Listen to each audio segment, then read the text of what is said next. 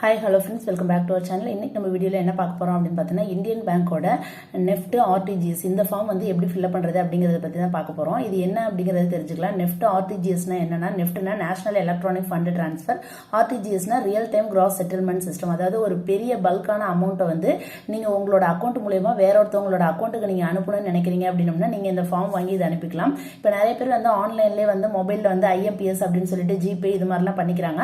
ஆனால் நிறைய பேருக்கு இன்னமும் அந்த ஆன்லைனில் பண்றதுல விருப்பம் இருக்காது. நேர்ல இந்த பேங்க்ல போய் பண்ணணுங்கிற மாதிரி தான் அவங்க வந்து நினைப்பாங்க. ஏன்னா ஆன்லைன்ல கொஞ்சம் பயப்படுவாங்க. அந்த மாதிரி உள்ளவங்களுக்காக தான் இந்த இது கொண்டு வந்திருக்குது. இதுலயுமே பார்த்தீங்கன்னா ரெண்டு இருக்கு, நெஃப்டா ஆர்டிஜிஎஸ் அப்படின்ட்டு. நெஃப்ட் அப்படின்னோம்னா நீங்க இன்னைக்கு பணம் அனுப்புறீங்க அப்படின்னா வித்தின் 24 ஹவர்ஸ்க்குள்ளார யாருக்கு பணம் போகவோ அங்க போயிடும். ஆர்டிஜிஎஸ் அப்படின்னோம்னா ரியல் டைம், உடனே வந்து போயிடும். இப்போ நான் வந்து 2 லட்சம் போடுறேன் அப்படின்னோம்னா உடனே அவங்களுக்கு வந்து போயிடும். அதுதான் வந்து ரியல் டைம் கிராஸ் செட்டில்மெண்ட்னு அர்த்தம். இந்த ஃபார்ம்ல வந்து நம்ம இப்போ வந்து எப்படி இந்த ஃபார்மை வந்து ஃபில்அப் பண்றது அப்படிங்கிறத பார்க்கலாம். இது வந்து இந்தியன் பேங்கோட நெஃப்ட் ஃபார்ம். இப்போ இது வந்து நம்ம என்னைக்கு வந்து நம்ம போறோமோ அந்த டேட்டை வந்து மென்ஷன் பண்ணிக்கலாம். ஓகேங்களா? ஃபார் எக்ஸாம்பிள் இப்போ இன்னைக்கு போறோம்னு வச்சுக்கோங்களேன், 25/11/2025 இந்த டேட்டை போட்டாச்சு. அதுக்கப்புறம் கண்டிப்பாக வந்து பேன் கார்டு வந்து நீங்கள் எடுத்துகிட்டு போகணும். யார் பணம் அனுப்ப போறீங்களோ அவங்க வந்து கண்டிப்பாக பேன் கார்டு வச்சுக்கோங்க. ஏன்னா பெரிய அமௌண்ட் தான் நம்ம வந்து அனுப்ப போகிறோம். உங்களோட பேன் கார்டில் என்ன நம்பர் இருக்கோ அதை பார்த்து எழுதிக்கோங்க. நீங்கள் பேங்க்குக்கு போகிறப்ப கண்டிப்பாக உங்களோட பாஸ்புக்கு, உங்களோட பேன் கார்டு, அதே மாதிரி யாருக்கு பணம் அனுப்ப போறீங்களோ அவங்களோட பாஸ்புக்கோட ஃபர்ஸ்ட் பேஜ் ஜெராக்ஸ் கையில் வச்சுக்கோங்க. ஓகேங்களா? ஏன்னா அவங்கள்ட்ட அப்போதைக்கு டீட்டெயில்ஸ் கேட்டு நீங்கள் வாட்ஸ்அப்பில் வாங்கிக்கிறதுக்கு முன்னாடி நீங்கள் வந்து அந்த பாஸ்புக் வந்து ஃபோட்டோ எடுத்து வச்சுக்கோங்க. ஃபோட்டோவோ இல்லை ஜெராக்ஸ் இது மாதிரி எடுத்து வச்சுக்கோங்க. இப்போ இது வந்து எந்த பிரான்ச்ல நீங்க அக்கௌண்ட் வச்சிருக்கீங்களோ, எந்த பிரான்ச்சுக்கு நீங்க போறீங்களோ அந்த பிரான்ச் நேம் எழுதணும். இப்போ ஃபார் எக்ஸாம்பிள் நான் இங்க வந்து தில்லை நகர் அப்படின்னு சொல்லிட்டு இந்த பிரான்ச் வந்து எழுதுறேன். இங்க என்ன கொடுத்துருக்காங்க, please remit through NEFT or RTGS. அதாவது நீங்க நெஃப்ட் மூலியமா பணம் அனுப்புறீங்களா, ஆர்டிஜிஎஸ் மூலியமா பணம் அனுப்புறீங்களா அப்படின்னு சொல்லி கேட்கறாங்க. நீங்க எது மூலியமா பணம் அனுப்பணும்னு நினைக்கிறீங்களோ அதை டிக் பண்ணிக்கோங்க. நான் இப்போ வந்து ஆர்டிஜிஎஸ்னு போடுறேன். சம் ஆஃப் எவ்வளவு அமௌண்ட் போடுறேன் பார்த்தோம்னா, சம் ஆஃப் இது வந்து நம்பர்ல எழுதணும். ₹80,000 போடுறேன். ஓகேங்களா? ருபீஸ் இன் வேர்ட்ஸ்ல என்ன பண்ணணும், இது அப்படியே வந்து வேர்ட்ஸ்ல வந்து எழுதணும்.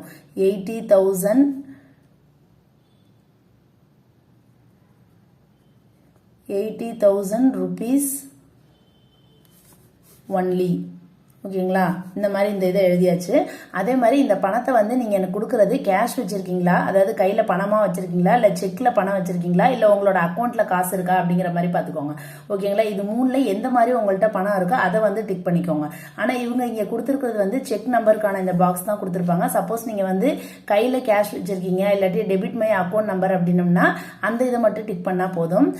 இப்போ இந்த இடத்துல வந்து சப்போஸ் என்னோட அக்கௌண்ட்ல வந்து 80,000 இருக்குன்னு வச்சுக்கோங்களேன். நான் கையில கேஷ் வச்சிருக்கல, செக்கும் இல்லை, என்னோட அக்கௌண்ட்ல வந்து 80,000 பணம் இருக்கு. அதை நீங்க அப்படியே எடுத்து யாருக்கு அனுப்ப சொல்றேன்னா அவங்களுக்கு அனுப்பிடுங்கன்னு சொல்றேன் அப்படின்னா இந்த இடத்துல டெபிட் மை அக்கௌண்ட் இதை வந்து நீங்க டிக் பண்ணிக்கோங்க.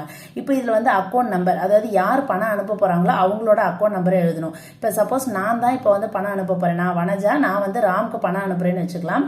என்னோட அக்கௌண்ட் நம்பர் என்னவோ, அதாவது என்னோட பாஸ்புக் கண்டிப்பா நம்ம பேங்க்குக்கு எடுத்துட்டு போயிருப்போம்ல, அந்த பாஸ்புக்கை எழுதிக்கோங்க. நான் வந்து செக் மூலியமா பணம் அனுப்புறேன்னா இல்ல, அதனால இந்த இதை நான் ஃபில்அப் பண்ண தேவையில்லை. சப்போஸ் நான் இங்க செக் மூலியமா பணம் அனுப்புறேன்னா என்னோட செக் நம்பர், அந்த செக்கோட டேட்டா அதை எழுதணும்.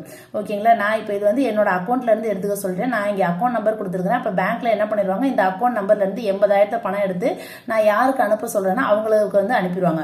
இப்ப ரெமிட்டர்ஸோட நேம், இந்த அக்கௌண்ட் வந்து யாரோட பேர்ல இருக்கு, என் பேர்ல இருக்கு, இது எல்லாமே வந்து கேபிட்டல் லெட்டர்ல எழுதிக்கோங்க. ஓகேங்களா? இங்கேயே கொடுத்துருப்பாங்க. அப்ளிகண்ட் எல்லாமே என்ன பண்ணிக்கோங்க, கேபிட்டல் லெட்டர்ஸ்ல எழுதிக்கோங்க. அப்படின்ட்டு உங்களோட நேம் எழுதிட்டு ஸ்பேஸ் விட்டு இனிஷியல் வந்து போட்டுக்கோங்க. அதே மாதிரி உங்களோட அட்ரஸ் என்ன அப்படிங்கிறதையும், அதாவது டோர் நம்பரு, அது எந்த ஸ்ட்ரீட்டு, நீங்க வந்து எந்த ஊரு, அதோட பின்கோடோட வேணும். கண்டிப்பா வந்து பின்கோடு வந்து தெரிஞ்சு வச்சுக்கோங்க.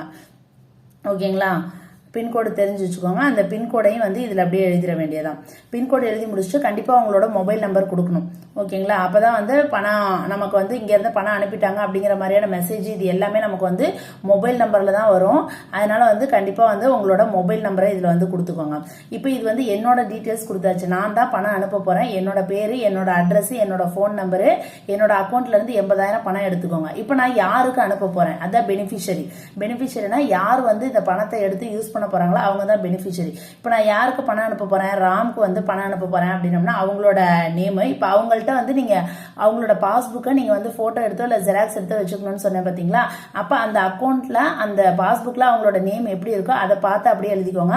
அவங்களோட அக்கௌண்ட் நம்பர் அவங்களோட பாஸ்புக்கை பார்த்து அதை நீங்கள் வந்து அப்படியே எழுதிக்கோங்க. அதே மாதிரி ரீகன்ஃபார்ம் அக்கௌண்ட் நம்பர். ஏன் அக்கௌண்ட் நம்பரை 2 வாட்டி கேட்குதுன்னா, பணம் எடுக்கிறதுக்கு வந்து 1 வாட்டி தான் கேட்டிருக்காங்க. ஏன்னா இதுல இருந்து பணம் எடுத்துருவாங்க. ஏன்னா பணம் அனுப்புறதுல நீங்க ஏதாச்சும் ஒரு நம்பரை மாத்தி போட்டாலும் அது என்ன ஆயிரும், வேற யாருக்காவது போய் சேர்ந்துரும். அதனால என்ன பண்ணிருக்காங்க, ரீகன்ஃபார்ம் அக்கௌண்ட் நம்பர் கொடுத்துருக்காங்க. கண்டிப்பா இதை வந்து ஃபில் பண்ணணும். நீங்க என்ன பண்ணுவீங்க, இங்க மேல ஏதோ இப்ப தப்பா, ஃபார் எக்ஸாம்பிள் உங்களோட பாஸ்புக்ல வந்து இங்க 6 இருக்குன்னு வச்சுக்கோங்களேன், நீங்க இங்க 5 தப்பா எழுதிடுறீங்க. ரீகன்ஃபார்ம் அக்கௌண்ட் நம்பர்னா இதை பார்த்து நீங்க அப்படியே எழுதிட்டீங்கன்னா ரெண்டும் கரெக்ட் தானே அப்படின்னு நினைச்சுப்பீங்க. ஆனா அப்படி எழுதக்கூடாது. திருப்பி உங்களோட பாஸ்புக்கை பார்த்தே தான் நீங்க எழுதணும். அப்படி எழுதுறப்ப நீங்க ரெண்டையும் செக் பண்றப்ப உங்களுக்கு வந்து தெரிஞ்சிடும் ஏதோ நம்ம தப்பா எழுதிருக்கோம். இல்ல நீங்க பேங்க்ல கொடுக்குறப்ப அவங்க கண்டுபிடிச்சிருவாங்க. அதனால நீங்க ஒவ்வொரு வாட்டியும் அக்கௌண்ட் நம்பர் எழுதுறப்ப என்ன பண்ணணும், உங்களோட அந்த யாரோக்கு பணம் அனுப்ப போறீங்களா அவங்களோட பாஸ்புக்கை பார்த்து எழுதுங்க. ஓகேங்களா. இல்லாட்டி யாராச்சும் ஒருத்தவங்கள சொல்ல சொல்லி கரெக்டா எழுதுங்க. ஒரு வாட்டிக்கு 2 வாட்டி இதை நல்லா வந்து செக் பண்ணிக்கோங்க. ஏன்னா ஒரு நம்பர் மாறி போயிருந்தாலும் அது வேற யாரோட அக்கௌண்ட்டுக்கு போயிடும், அவங்க உடனே அதை வந்து எடுத்துருவாங்க. ஓகேங்களா. அதனால இதை வந்து நீங்க நல்லா செக் பண்ணிக்கோங்க. அதே மாதிரி பேங்க் நேம். இப்ப நான் இது வந்து இந்தியன் பேங்க்ல என்னோட அக்கௌண்ட் இருக்கு. என்னோட அதாவது ராமும் வந்து இந்தியன் பேங்க்ல தான் அக்கௌண்ட் வச்சிருக்கணும், அப்பதான் பணம் அனுப்ப முடியும் அப்படிங்கிறது கிடையாது. அவங்க எந்த பேங்க்ல வேணாலும் அக்கௌண்ட் வச்சிருக்கலாம். சப்போஸ் அவங்க வந்து ஆக்சிஸ் பேங்க்ல அக்கௌண்ட் வச்சிருக்காங்கன்னு வச்சுக்கோங்களேன், அந்த பேங்கோட பேரு, அதே மாதிரி அந்த பேங்கோட பேர் எழுதணும். அந்த பேங்க்ல அந்த பாஸ்புக்ல பார்த்தோம்னா IFSC கோட் நம்பர் அப்படின்னு சொல்லிட்டு இருக்கும். அந்த பேங்கோட பாஸ்புக் இருக்கு பாத்தீங்களா, அந்த ராமோட பாஸ்புக்ல பார்த்தோம்னா அதுலேயே வந்து IFSC கோட் நம்பர்னு இருக்கும். அதை பார்த்து எழுதிக்கோங்க. இவங்க வந்து எந்த பிரான்ச், இப்போ நம்ம எப்படி தில்லைநகர் பிரான்ச்சோ அதே மாதிரி அவங்க வந்து எந்த பிரான்ச்சு, எந்த பிரான்ச்னா ஏதாச்சும் ஒரு பிரான்ச் போட்டுக்கலாம். இப்போ வாலாடின்னு வச்சுக்கோங்களேன். அவங்களோட பிரான்ச் வந்து எந்த நேமோ அந்த நேமை வந்து எழுதிக்கோங்க.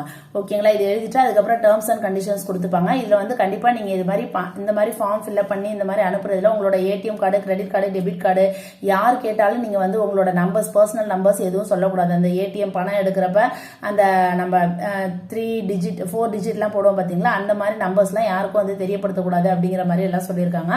அதுக்கப்புறம் கீழே வந்து கஸ்டமர்ஸோட சைன் வந்து பண்ண சொல்லியிருக்காங்க. இப்போ இந்த இடத்துல வந்து யார் பணம் அனுப்புறா, வனஜாங்கிறவங்க தான் பணம் அனுப்புறாங்க. அப்ப இந்த வனஜாவோட சைனை வந்து இங்க வந்து பண்ணிடணும். ஓகேங்களா. அவ்வளவுதான். இந்த இடத்துல வந்து நேம் வந்து ஃபுல்லா எழுதிக்கோங்க. வனஜாங்கிறவங்க சைன் பண்ணிட்டு நேமை வந்து ஃபுல்லா எழுதிக்கோங்க. அதுக்கப்புறம் கஸ்டமர்கிட்ட வந்து அக்னாலஜ்மெண்ட் வாங்கி இந்த இடத்துல ஃபில்அப் பண்ணி அவங்க வந்து பேங்க் சைன், பேங்கோட சீல் வச்சு date and time of request, அதாவது இந்த டைம்ல நான் வந்து பணம் கொடுத்துட்டேன் அப்படிங்கிறவங்க நமக்கு அக்னாலஜ்மெண்ட்டுக்கு இதை கட் பண்ணி கொடுத்துருவாங்க. சப்போஸ் இதுல இருந்து நீங்க 24 ஹவர்ஸ்க்குள்ளார உங்களுக்கு வந்து அவங்க யாருக்கு போய் பணம் ரிசீவ் ஆகுதோ அந்த பெனிஃபிஷியரிக்கு பணம் கிடைக்கல அப்படின்னா இதுதான் நம்மள்ட்ட உள்ள ப்ரூஃப். இதை எடுத்துட்டு போயிட்டு நான் இது மாதிரி பணம் அனுப்புனேன் இன்னும் வரல அப்படிங்கிற மாதிரி நம்ம போய் வந்து கேட்கலாம். ஓகேங்களா. அதுக்காக தான் இந்த கஸ்டமர் அக்னாலஜ்மெண்ட் கொடுத்துருக்காங்க. அவ்வளவுதான். நம்ம வந்து நெஃப்ட் ஃபார்ம் வந்து ஃபில்அப் பண்ணியாச்சு. ஓகே ஃப்ரெண்ட்ஸ், அவ்வளவுதான் இந்த வீடியோ. கண்டிப்பா இந்த வீடியோ உங்களுக்கு பயனுள்ள வகையில இருக்கும்னு நினைக்கிறேன். அடுத்த ஒரு நல்ல வீடியோல பார்க்கலாம். தேங்க்ஸ் ஃபார் வாட்சிங். பை.